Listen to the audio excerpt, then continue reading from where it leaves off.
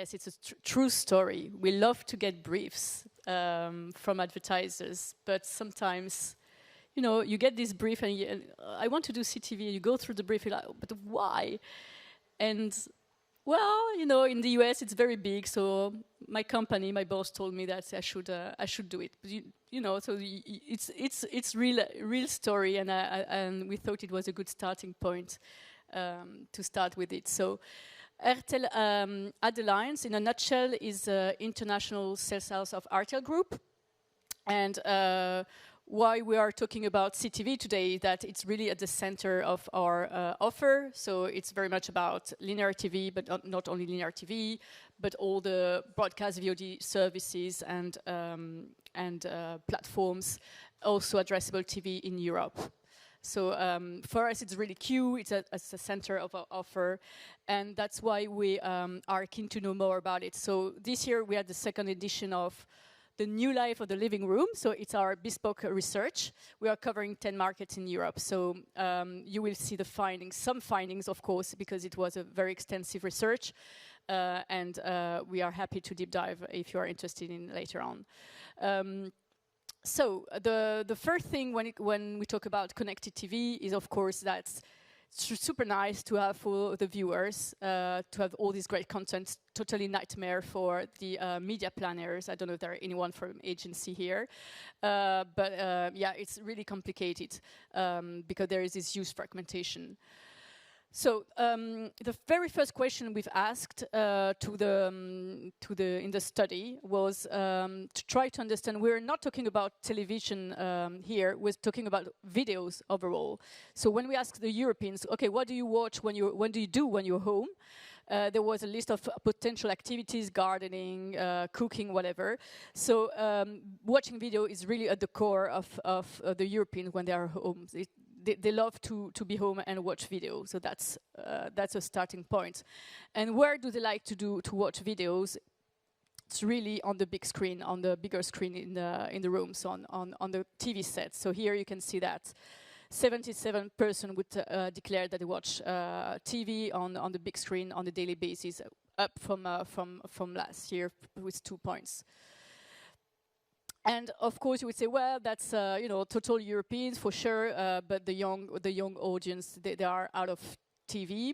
But what we found from our research is that it's not true at all.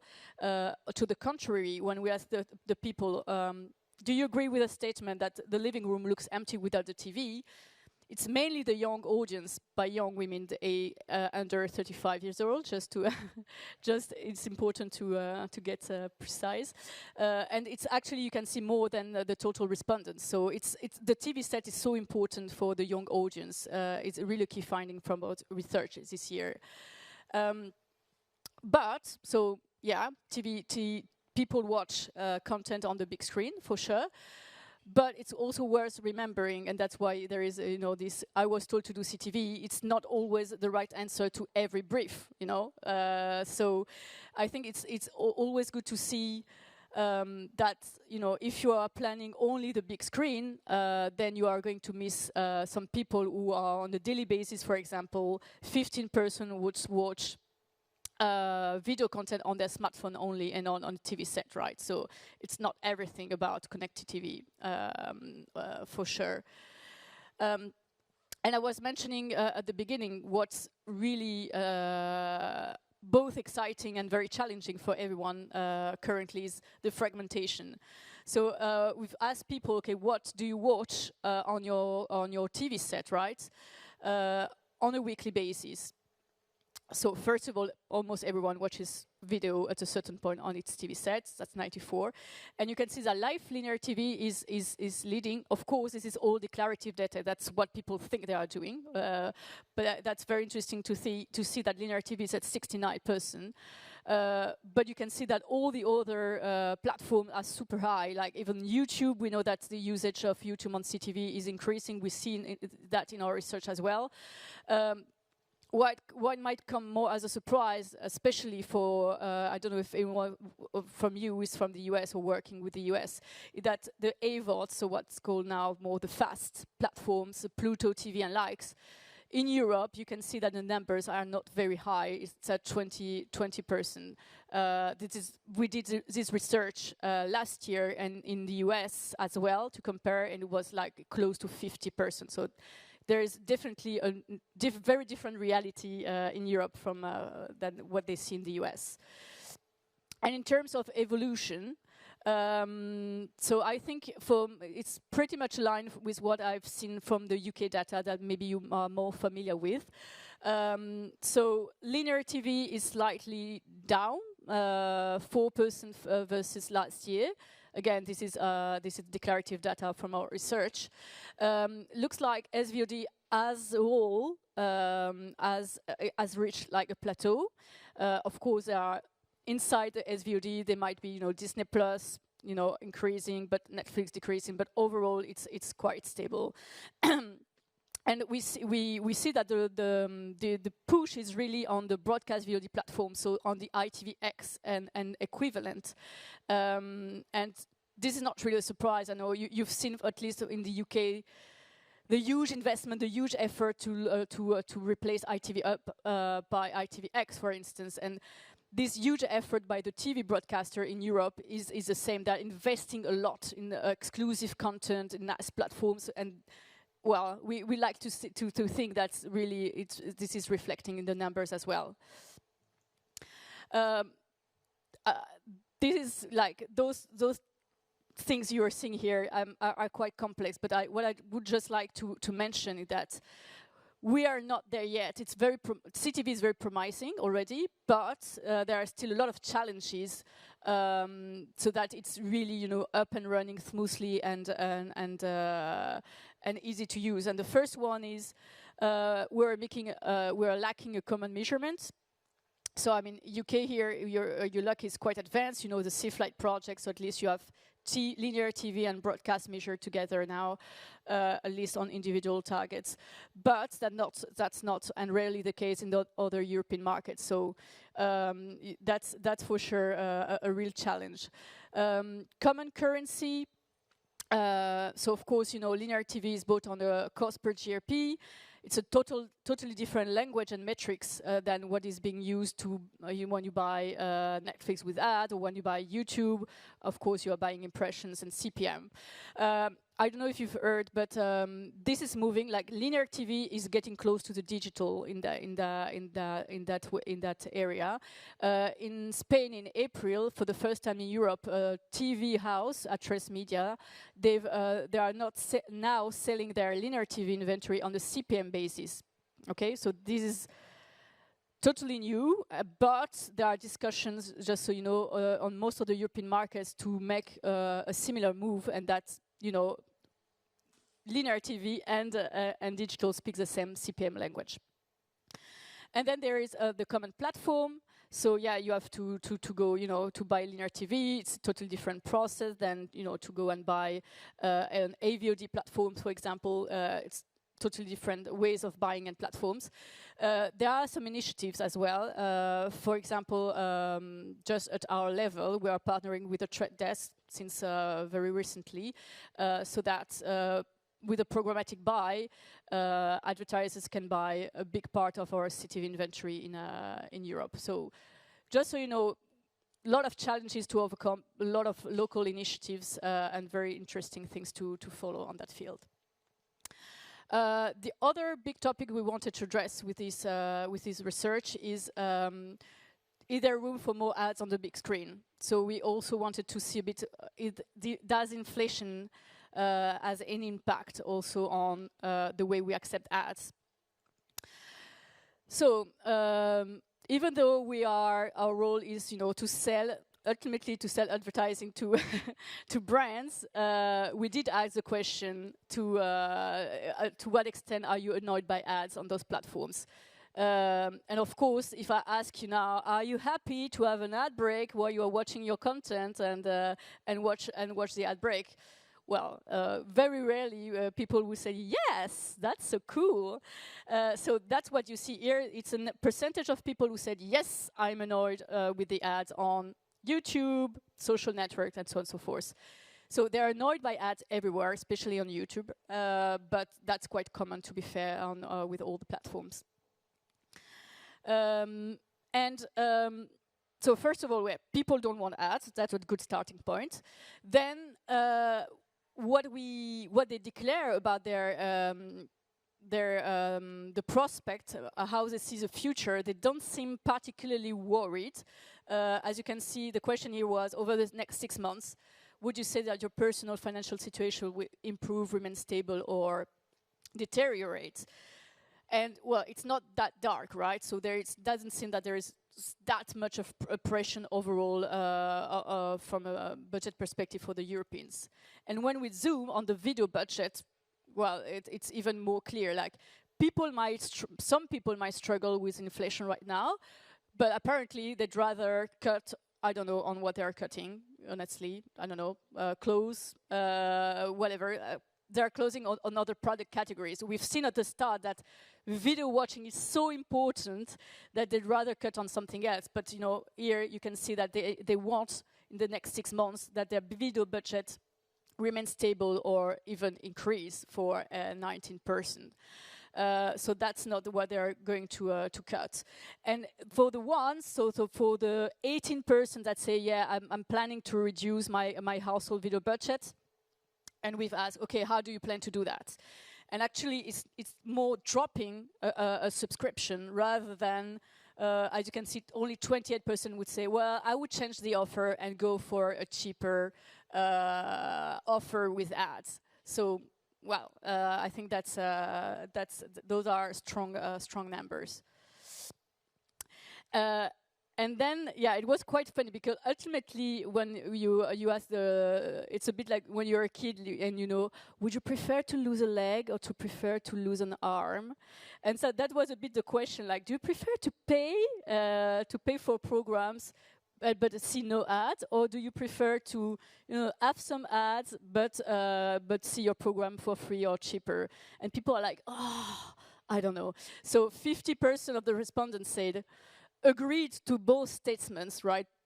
But they don't know. They don't really know. And that reflects in the Netflix with ads, and everyone in the market currently is trying to understand, where it's going. Like, if there is, what's the potential of those SVOD platforms opening for new business models, right? That's a bit the question nowadays. And here we asked if they were willing to go for this basic with ads, as it's called. And you can see that, well, probably yes, probably not is dominant, right? They don't really know. Only 14% would say yes, definitely, so great. And almost a third is totally, not in favor, not interested at all. So I think it gives a flavor. I've seen a number in the UK that are still pretty low. We think there is still margin to grow for sure, but I think those numbers give also like a tendency on how it could evolve. So that's very much in a nutshell. As said, it is a very extensive research, but I just wanted to share a few insights with you today. I think just a few takeaways. As you can see, like, yeah, video consumption is huge at home, especially on the big screen. The complementarity of the platform and the possibility to measure the complementarity of the platform is going to be key when you're planning a campaign. And what we were seeing from our research is that, we don't really see a rush into the AVOD platforms or the ad-funded tiers from the SVOD players. To be fair, in Europe, we don't think that it will evolve like it's evolving in the US, for different set of reasons. But of course, the size of the CTV market really much depends on it. So if this inventory doesn't grow, the CTV market in Europe is not going to be that big at the end. And just to mention that, to conclude, that we've seen this fragmentation, and I think what is interesting with RTL AdAlliance is that we are covering and it is quite a unique proposition. We're covering the different touch points of a CTV user. So from the moment it turns on its smart TV and is landing on the home page of, for example, with LG, where he can have, see an ad, to then he selects a video on demand app, can be Pluto TV, can be ITVX, whatever, or he goes on linear TV channel, but with addressable TV buy, we can reach him there as well. So we are covering all those touch points on the CTV, which is quite unique. Yeah, I think that's it for me. Thanks for the attention. Thank you very much, Aurélie. Does anybody have any questions that they would like to ask while we have the opportunity? No? Excellent. One of the questions I would like to know is how can I get access to that white paper report? Yeah, so there is a website, The New Life of the Living Room, and from there you can watch, there is a white paper you can download, as well as there is a replay. We host an event, so you can also watch a replay of that event. And then you can contact us, because then we adapt the presentation to specific social demographics, specific markets. There will be a new edition also next year. We will continue with that research for sure. Excellent. Well, again, thank you very. Oh, sorry, we have a question. Get running. I'll come to you. Thanks for that. What about gaming? Have you started looking at gaming and how that's going to be integrated into the big TV? Yeah, that's a good question. It's not. Yes, you're right. It's part of the offer. We are not in that environment, to be honest. But you're right. That's something that we could potentially measure as well. Hi, thanks for the presentation. In the UK, I know the TV supplier landscape dictates the availability of CTV data to suppliers and for measurement and things like that. Do you see that the likes of Samsung operate the same level of market share and control in other European markets? Or do we have variety as we go across different European countries? I'm not sure I got, sorry, because... So access to CTV data, for example, can be controlled by the TV manufacturer opting in, right? Yeah, right. Does the market share of the manufacturers change in these different markets? Yeah, or for is it a similar picture in the UK, in Germany, in France? What's your viewpoint on that? Regarding the market share, yeah, for sure. So we are currently working with LG and Samsung on their first screen offer for the homepage, and yeah, the strength that they have in the different European market differ a lot for sure. Yeah, I mean that's something that some data is. If you, I mean, I don't have it with me now, but I mean for sure we can provide it to you just to give you a clearer view on. The strength. I think what is interesting with the CTV in Europe is that the kind of, I was mentioning the different touch points, and they are going to be very different from market to another. For example, addressable TV is not available in the Netherlands, for instance, when it's super developed already in the UK. So same goes for the TV manufacturers' opportunities. So the answer, when we get a brief, it's really also really depending on, basically what CTV product is developed on which market, for sure. On certain markets, for example, in the UK, ITVX is mainly about CTV, right? It's mainly watch on the big screen. But the equivalent, for example, in Germany, it's not at all the case. On the contrary, it's not a lot about, so it's, I think that's what is interesting, and what we're seeing is like all those local specificities. But if you'd like more numbers and stuff, so don't hesitate, we can get in touch, for sure.